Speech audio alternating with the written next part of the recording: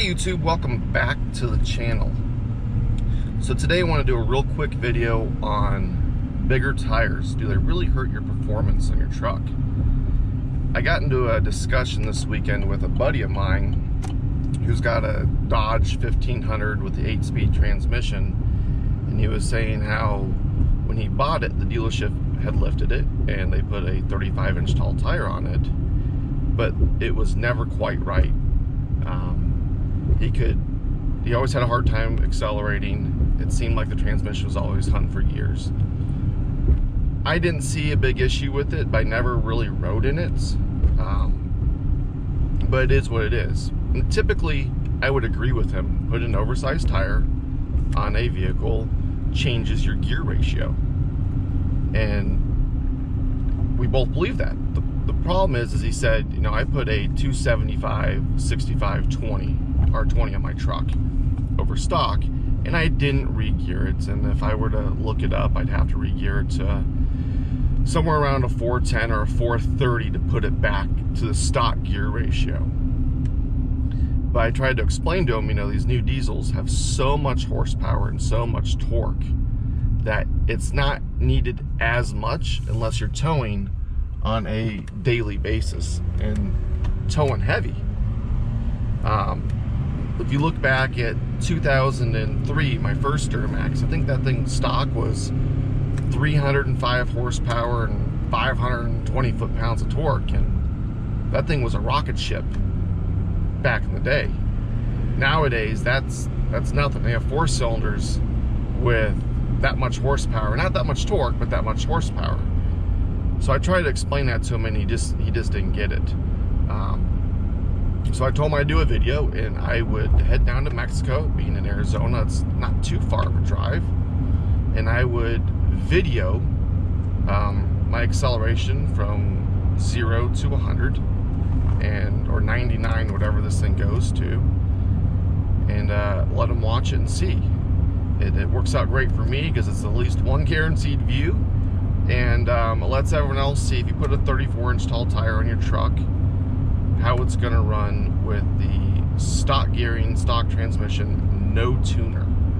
The only thing I am going to do is I'll take traction control off because this thing will spin the tires.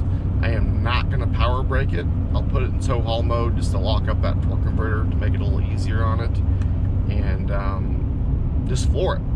I do have an app on my phone that I used when I put the bigger tires on the Pioneer.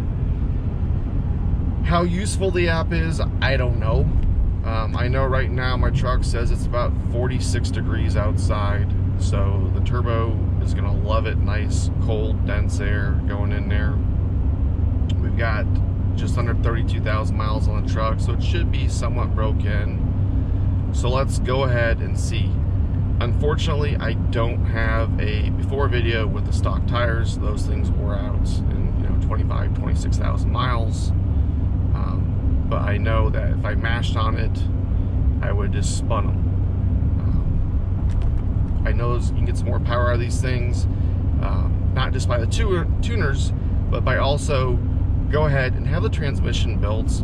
The last guy who built my transmission was Mike L. I can't pronounce his last name, out of Inglewood Transmissions over in California. I know he had an LML, and it was awesome. And the performance differences, he said, by just doing a trans build, raising the line pressure and whatnot, really built and solidified that transmission, making it want to spin the tires. The torque management system on these things is ridiculous to save your tires. And mind you, the new LP5 has a couple hundred more foot-pounds of torque and another 40 or 50 horsepower. And you can get that out of this LML, but anyways, so let's go ahead, and we're almost here to Mexico, and I'll move the camera around and we'll see what we. So the camera got messed up, sorry about that. I did a 0 to 100 mile an hour run. I've slowed the video down, but I did 0 to 60 in 7.76 seconds, which isn't too bad for 8,000 pounds. Alright everyone, so the speed run was 7.796 seconds from 0 to 60 miles an hour. So what does that mean? It means the bigger tires do hurt the performance. And like I said at the beginning, I don't have a baseline. So am I upset? Absolutely not. I think 8 seconds to 0 to 60 in an 8,000 pound truck is pretty darn good. Does it bother me I lost a little bit of performance? No, because overall look, the stance, the ride, the handling is way better with the larger wheels and tires. And mind you, I'm running stock rims. It's just running a 34-inch tall tire. I haven't done anything to the suspension. Like I said in my previous videos, it's completely stock. I haven't cranked the torsion bars. I haven't done anything, and a 34-inch tall tire fits. If you're thinking of doing it, I would recommend it. If you have the LP5, the newer, bigger engine, absolutely, 200 foot-pounds more torque, another 50 horsepower, go for it.